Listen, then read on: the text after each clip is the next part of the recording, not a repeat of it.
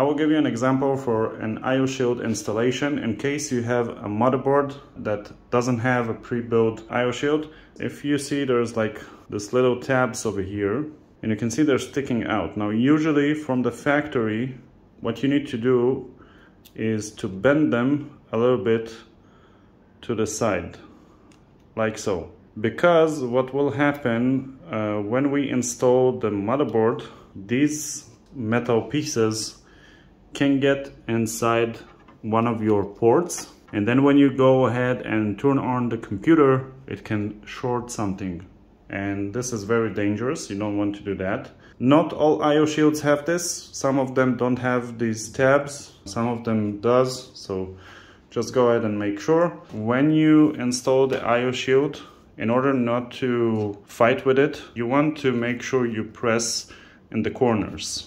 Now, if this fan is getting stuck in your way, you can just quickly remove it. And let me actually do that so you can see what I'm doing with the IO shield over here.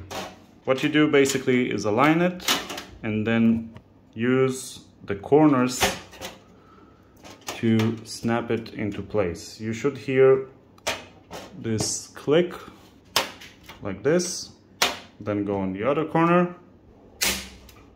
There we go. Now it's good.